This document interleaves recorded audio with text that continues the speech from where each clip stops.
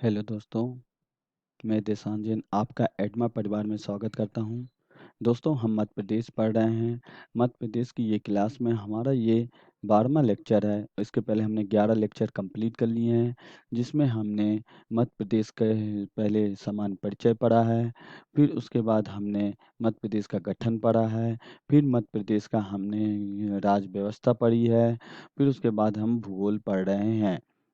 तो भूगोल के अंदर ही आज हमारा जो टॉपिक होगा वो नदियों का अपवाह तंत्र होगा। पिछले टॉपिक में हमने मिट्टी पढ़ी थी और उसके पहले वाले टॉपिक में जलवायु पढ़ा था। आज हम नदियां पढ़ने वाले हैं। मध्य प्रदेश ये टॉपिक थोड़ा बड़ा, पिछले 2 लेक्चर हमारे बहुत छोटे थे क्योंकि ज़्यादा उनमें मटेरियल नहीं था, उसमें सिर्फ ओनली फैक्ट थे। लेकिन नदियों को समझना पड़ेगा और अपवाह तंत्र क्या होता है ये सब समझना पड़ेगा, और इससे हमेशा क्वेश्चन मध्य प्रदेश में पूछे जाते हैं। हर एक एग्जाम में इससे क्वेश्चन बनते हैं, तो इस टॉपिक को हम बहुत अच्छे से पढ़ेंगे और एक एक चीज़ के बारे में जानेंगे। ये आपकी प्री प्लस मेंस दोनों में काम आएगा, और प्लस अदर जो भी एग्जाम होंगे, जो भी गवर्नमेंट एग्जाम होने वाले हैं, उन सब में भी ये काम आने वाला है। तो चलिए दोस्तों, हम अपना लेक्चर स्टार्ट करते हैं।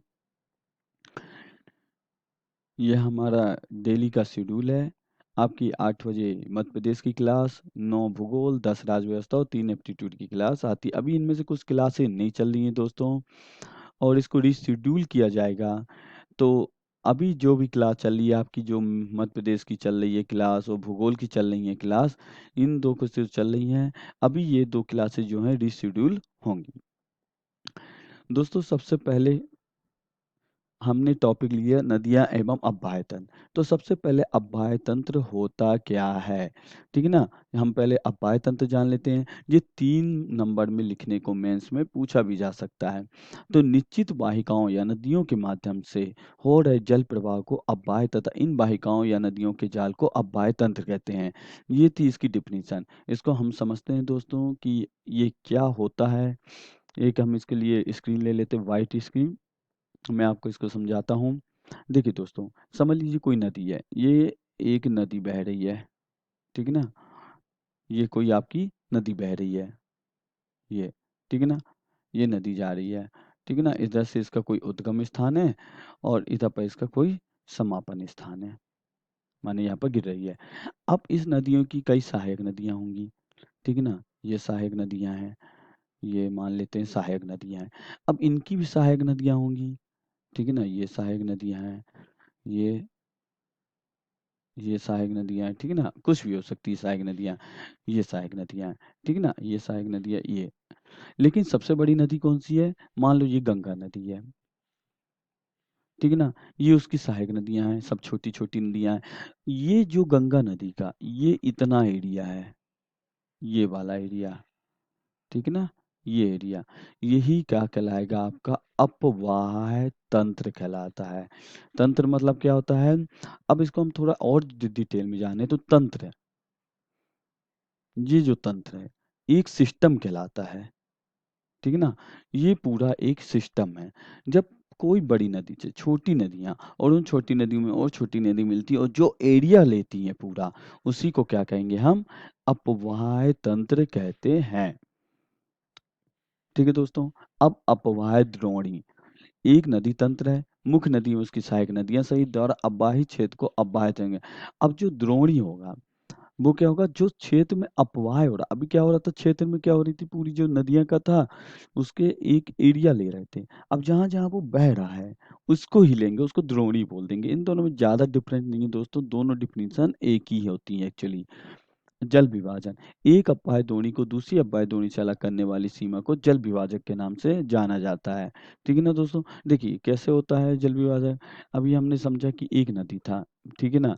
एक नदी है, ये मान लीजिए, इसकी बहुत सारी नदियाँ, ये एक अपवाह तंत्र है मान लीजिए, ठीक है ना? और ये दूसरा अपवाह तंत्र है। ये दोनों का ये क्या विभाजन है, ठीक है ना? यही विभाजन को क्या बोलते हैं हम लोग? जल विभाजन बोलते हैं। अब इधर क्या है, नदी द्रोणी और जल संभर।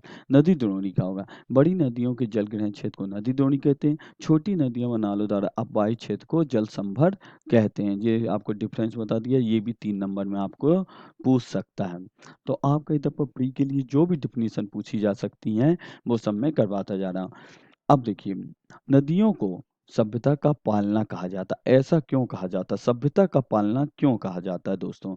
हम इसको भी समझते हैं कि नदियों को ही सभ्यता का पालना क्यों कहते हैं। देखिए, आपने कई सभ्यताएं सुनी होंगी, मेनली 4 सभ्यता आपने सुनी होंगी, ठीक है ना? कौन कौन सी सभ्यता? मेसोपोटामिया की सभ्यता, दूसरी कौन सी सभ्यता थी? मिस्र की सभ्यता, तीसरी सिंधु घाटी सभ्यता, सिंधु नदी बोल सकते हैं आप, या हड़प्पई इसको कहते हैं, ठीक है ना? और चौथा आप चीन की सभ्यता, ठीक है ना? अब देखिए, जो मेसोपोटामी की सभ्यता हुई थी, वो भी एक नदी के किनारे हुई थी, ठीक है ना? मिस्र की सभ्यता भी नदी के किनारे हुई थी, सिंधु नदी सभ्यता भी नदी के किनारे हुई थी, और जो आपकी चीन की सभ्यता थी, वो भी नदी के किनारे हुई थी। देखिए, सभी सभ्यताएं कोई ना कोई नदी के किनारे हो रही हैं। उसका ये भी एक कारण था, क्योंकि नदी के किनारे इनको क्या होता था, पानी मिलता रहा, उससे खेती के लिए भूमि उपजाऊ मिल जाती थी, और जब खेती उपजाऊ मिलती थी तो वहाँ खेती वो कर पाते थे। अब आज जैसे हम नहरें बना देते हैं, या जो भी हम सिस्टम टेक्नोलॉजी का प्रयोग करके पानी को पहुंचा लेते हैं, वो पहले हुआ नहीं करता था। लेकिन उसके लिए क्या करते थे, उन लोग नदी के पास रहते थे, जिससे उनको पानी की उपलब्धता मिलती थी, और मिट्टी क्या हो जाती थी, उपजाऊ हो जाती थी, और जब मिट्टी उपजाऊ होती थी तो वहां पर वो खेती कर पाते थे। इसी कारण जितनी भी बड़ी सभ्यताएं हुई हैं, वो सब कहाँ में हुई हैं, ये सब सभ्यताएं नदी के किनारे हुई हैं। इसी कारण नदी को क्या कहते हैं, सभ्यता का पालना भी कहते हैं, माने सभ्यता को पालन, इसका हिंदी में लिखेंगे तो जो भी सभ्यता हुई हैं उनको पाला गया है, उनको पाला गया है, माने पालना, पाला गया है, इसलिए नदियों को क्या कहते हैं, सभ्यता का पालना भी कहा जाता है। दूसरा क्या है, राज्य में अधिकांशतः प्रायद्वीपीय नदियां प्रवाहित होती हैं, ठीक है ना? अब देखिए, इधर पर प्रायद्वीपीय और उत्तरी नदियां, आपने ज्योग्राफी का लिया होगा तो वहां पर आपको पंकज सर ने बताया हुआ है, लेकिन हम इधर पर थोड़ा आपको बता देते हैं। नहीं तो देखिए क्या होता है, ये अपना जो भारत नीचे वाला है, ये भारत कहलाता है, प्रायद्वीपीय भारत कहलाता है, ठीक है ना? अब यहाँ पर जो भी नदियां बहती हैं वो क्या कहलाती हैं, प्रायद्वीपीय नदियां कहलाती हैं। और ये जो भारत होता है, इसके बाद का भारत जो होता है, ऐसे जो जाता है, वो क्या कहलाता है, उत्तर भारत कहलाता है। तो यहाँ जो नदियाँ होंगी वो उत्तर भारतीय नदियाँ कहलाएंगी, और यहाँ जो नदियाँ बहेंगी वो प्रायद्वीपीय नदियाँ कहलाती हैं। तो क्या बोल रहा है, राज्य में अधिकांश क्या होती है, प्रायद्वीपीय नदियाँ प्रवाहित होती हैं। मध्य प्रदेश को नदियाँ का मायका भी कहा जाता है। देखिए, अब नदी, मध्य प्रदेश को मायका क्यों बोला जाता है नदियों का?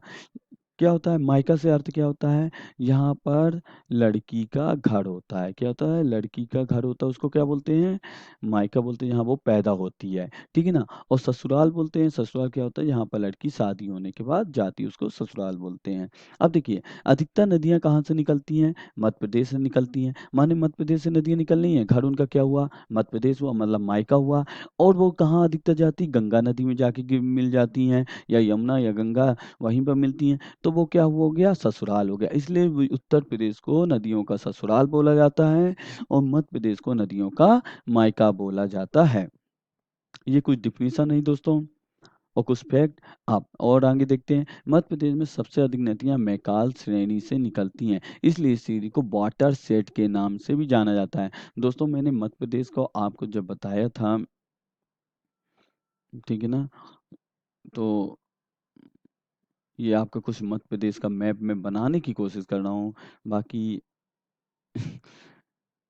ये मैप इस तरह होता नहीं है, ठीक है ना? फिर भी मैंने कुछ कोशिश की है। तो देखिए, इधर पर ये मध्य प्रदेश का मान लीजिए मैप है, इधर पर आपकी क्या होती है, मैकाल श्रेणी है, ठीक है ना? मैकाल श्रेणी है। अब इधर देखिए, मैकाल श्रेणी से कौन सी नदी निकल रही है, सबसे पहले नर्मदा नदी जा रही है यहाँ से, ठीक है ना? दूसरी इधर पर क्या होती है, सोन नदी जा रही है, ये नर्मदा रिवर हो गई। ये कौन सी होगी नदी, सोन रिवर हो गई, ठीक है ना? फिर यहीं से छोटी नदियाँ भी निकल रही हैं, यहीं से एक नदी और निकलती साउथ में। तो जो होती हैं सबसे अधिक क्या होती हैं नदियाँ कहाँ से निकल रही हैं? मैकाल पर्वत से निकल रही हैं और इसी कारण इसको क्या बोला जाता है? वाटर शेड कहा के नाम से भी जाना जाता है। मध्य प्रदेश के अब्बाई तट में विंध्य एवं सतपुड़ा श्रेणियाँ जल विभाजन करती हैं। अब देखिए यहाँ पर क्या होती है? विंध्य श्रेणी है, ये गई है और यहाँ क्या है? सतपुड़ा श्रेणी है। तो ये क्या कर रही हैं? जल विभाजन का कार्य करती हैं, ठीक है ना? अब चंबल नदी इधर बह रही है, ये एक जल विभाजन ये हो गया, दूसरा नर्मदा नदी ये हो गया और तीसरा इसके नीचे से क्या जा रही है? ताप्ती नदी, वैनगंगा, पेनगंगा ये सब जा रही हैं। तो ये क्या कर रहा है? जल विभाजन का कार्य कौन करती है? बिंदु और सतपुड़ा श्रेणियां करती हैं। अब नदियों के संबंध में कुछ प्रमुख शब्दावली देख लेते हैं। अपवाह, नदियों के जल प्रवाह को अपवाह कहते हैं। जो भी उनका जल बहता है, जहां जहां बहता है उसी को क्या बोला जाता है? अपवाह बोला जाता है। अपवाह तंत्र, तंत्र मतलब एक सिस्टम, नदी एवं सहायक नदियों के संपूर्ण नेटवर्क को उस नदी का अपवाह तंत्र कहते हैं। आपको मैं बता चुका हूँ पहले। अपवाह द्रोणी, अपवाह तंत्र से प्रवाह अपवाहित क्षेत्र को अपवाह द्रोणी कहा जाता है। जल विभाजन वह सीमा जो दो अपवाह द्रोणियों को पृथक करती है, जैसे पर्वत या उच्च भूमियां, वो जल विभाजन कहती हैं। नदी द्रोणी, बड़ी नदियों का जल ग्रहण क्षेत्र होता है और जल संभव छोटी नदियों नालों का जल ग्रहण होता है। ये आपको पहले बताया हूँ मैंने पिछले वाले पेज में भी, और ये वहीं पर उनकी एक-एक लाइन में डिफिनीशन लिखी हुई है।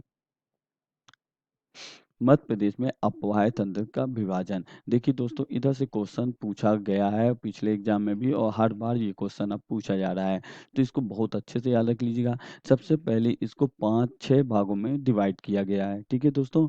कितने भागों में डिवाइड किया गया है? 6। ये 1 2 3 4। अब देखो पहला पहला क्या होता है? गंगा अपवाह तंत्र पढ़ते हैं। तो गंगा अपवाह तंत्र मध्य प्रदेश का सबसे बड़ा अपवाह तंत्र है। यदि क्वेश्चन पूछता है मध्य प्रदेश का सबसे बड़ा अपवाह तंत्र कौन सा है? तो गंगा अपवाह तंत्र है, जिसमें यमुना तंत्र, चंबल, सिंध, जामनी, बेतवा, धसान, केन, पैसूनी आदि नदियां आती हैं, ठीक है ना? फिर टोंस तंत्र आएगा जिसमें बिहार, ओदा, महानदी आती है। फिर सोन तंत्र आता है जिसमें जोहिला, बनास, गोपत, रिहंद, कन्हार आता है। तो इसमें कि यदि पूछता है गंगा अव्वाय तंत्र में कितने तंत्र हैं, तो 3 तंत्र हैं। एक यमुना, दूसरा टोंस और तीसरा सोन, ठीक है ना? वाइटियस, ठीक है ना? तो ये 3 तंत्र आते हैं। अब उसके बाद आता है नर्मदा अपवाह तंत्र। दूसरा कौन सा है? नर्मदा अपवाह तंत्र। इसमें बंदरा, बंजार, शेरसक, दूधी, देनवा, तवा, गंजाल, हिरन, हथनी ये सब नदियां आती हैं। फिर तीसरा ताप्ती अपवाह तंत्र, तो पूर्णा, गिरना, गोपत, अनेर, अम्बोड़ा, बाकी, बुरई, तितूर ये सब नदियां आती हैं। चौथा होता है गोदावरी अपवाह तंत्र, वेन गंगा उपतंत्र होगा, बाघ, वर्धा, बिजना ये सब नदियां आएंगी इत्यादि। फिर महानदी अपवाह तंत्र और माही अपवाह तंत्र, तो ये सब नदियाँ। तो इसमें आपको सबसे मेन गंगा और नर्मदा को याद रखना है। ये 2 अपवाह तंत्र को आपको याद रखना है। अब मध्य प्रदेश में अपवाह तंत्र का स्वरूप, ठीक है ना? अब हम इसका स्वरूप देखते हैं। तो सबसे पहले मध्य उच्च प्रदेश, आपको हमने भौगोलिक विभाजन बताया था मध्य प्रदेश का। ये आपको एक बार फिर मैं बताने की कोशिश कर रहा हूँ, ठीक है ना?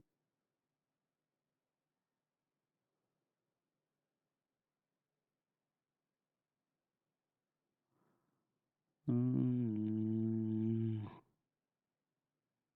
ये लो, ठीक है ना? ये मध्य प्रदेश है। हाँ, आप जानते हैं बहुत खराब बना है, पर दोस्तों चला लीजिए काम, ठीक है ना?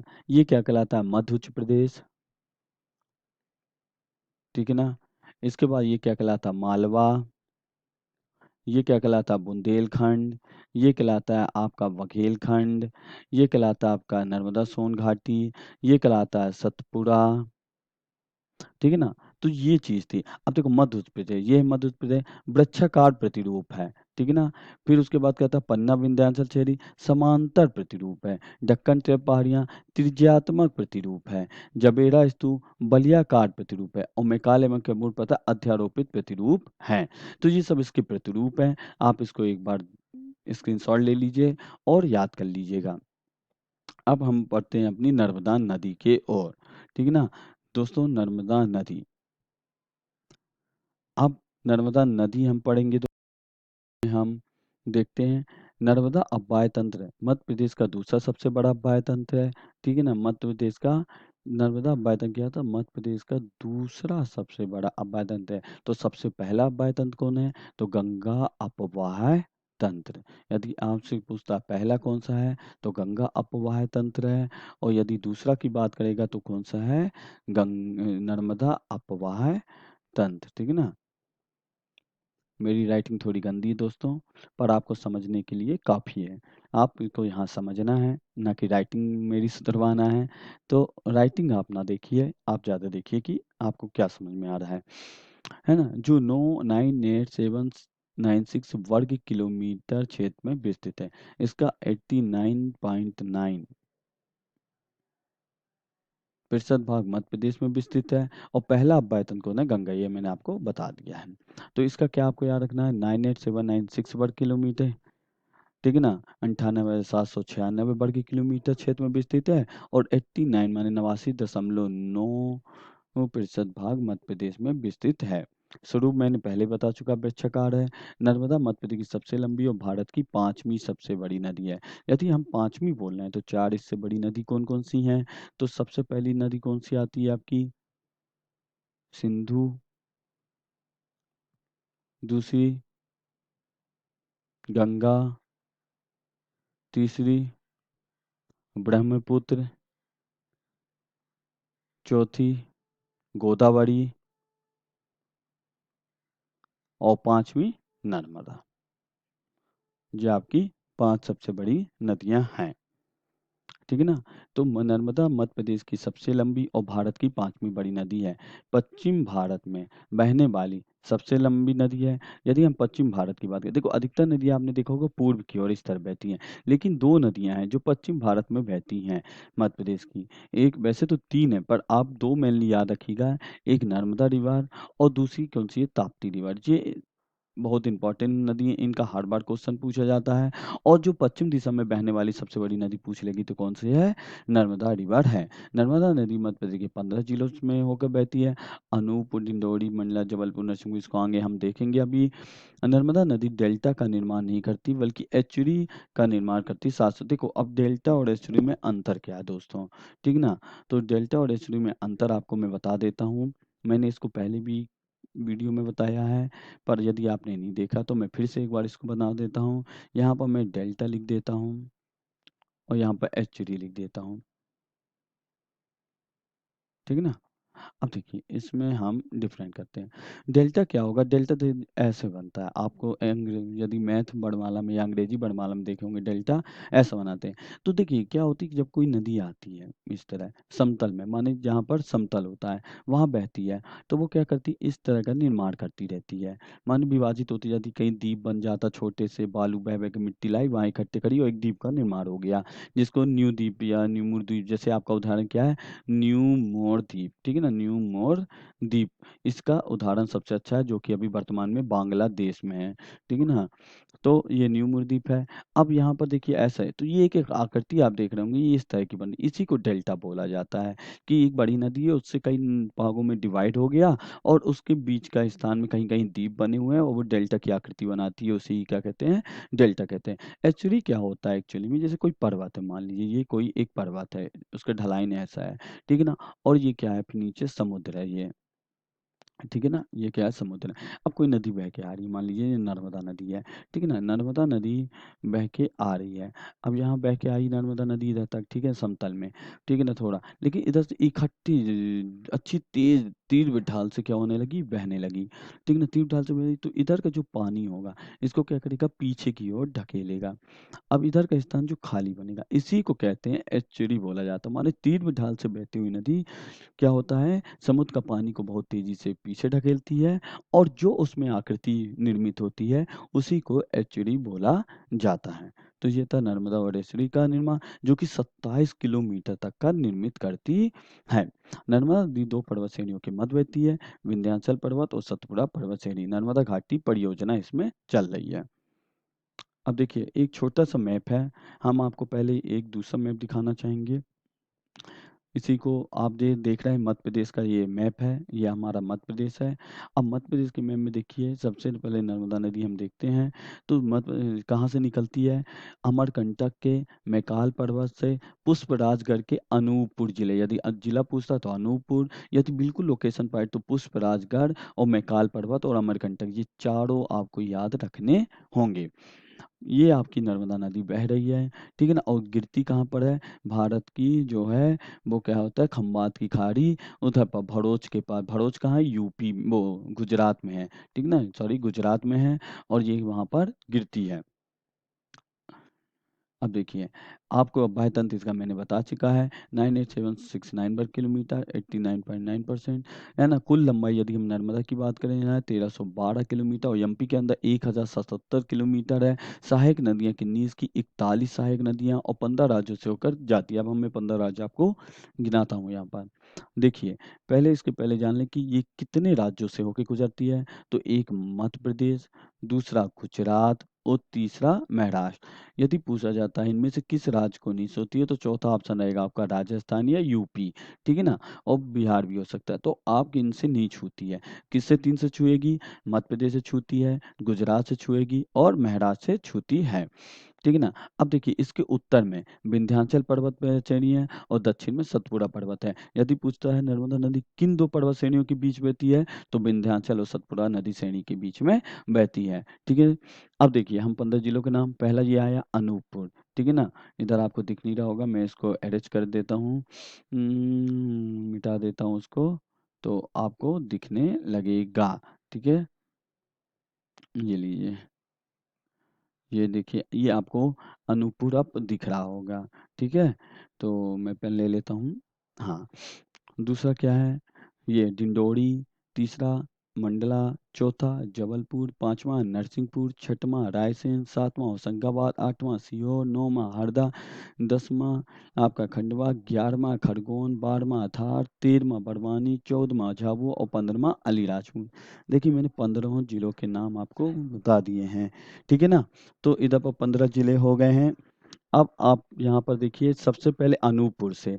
तो अनूपपुर से क्या हो रहा है? कपिल धारा और दुग्ध धारा और दुर्गा धारा, ये 3 माने आपके यहाँ पर जलप्रपात बनते हैं अनूपपुर में, ठीक है? फिर उसके बाद हम पूछते हैं डिंडोरी और मंडला। तो मंडला में कौन-सी परियोजना चल रही है? थावर परियोजना चलती है, ठीक है? फिर उसके बाद जबलपुर में पहुँचेंगे तो धुआँधार बरगी परियोजना। धुआँधार जलप्रपात कहाँ है? जबलपुर में है और कौन-सी इधर योजना चल रही है? बरगी परियोजना प्रारंभ हुई है।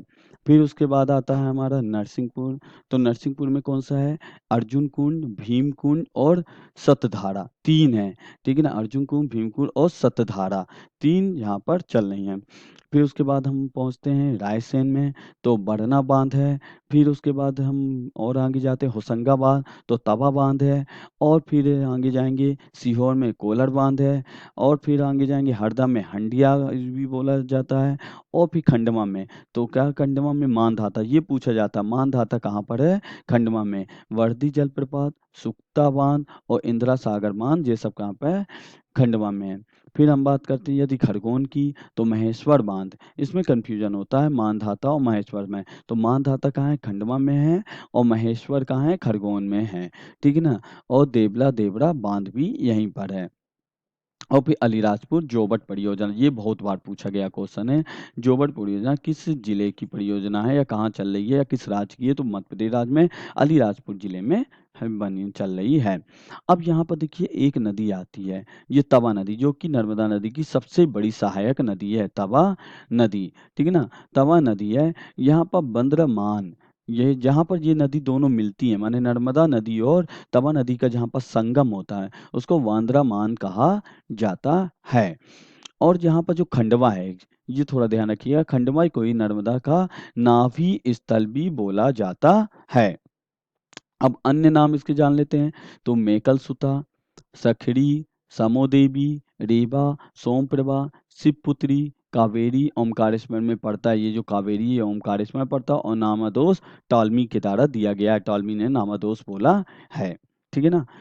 अब इधर पर कुछ नर्मदा की प्रमुख सहायक नदी हैं, बाईं ओर और दाईं ओर। बाईं ओर मतलब लेफ्ट होता है और दाईं ओर मतलब राइट होता है। तो बाईं ओर और दाईं ओर, तो लेफ्ट और राइट, ठीक है ना। तो लेफ्ट की ओर माने इस तरह नदी बह रही है, नदी इस तरह बह रही है, तो जो भी ऊपर से आएंगी वो क्या कहलाएंगी, राइट कहलाएंगी, जो भी नीचे से आएंगी वो लेफ्ट कहलाएंगी। तो कौन कौन सी हैं लेफ्ट में, बरनार है, शेर है, दूधी है, तवा है, बंजर है, शक्कर है, देनवा है और गंजाल है।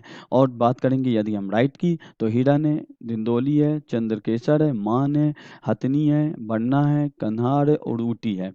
और इधर पर कुछ पुस्तकें के नाम देखते हैं, नर्मदा नदी से संबंधित पुस्तकें तो कौन कौन सी हैं, सौंदर्य की नर्मदा, ये सब पुस्तकें हैं।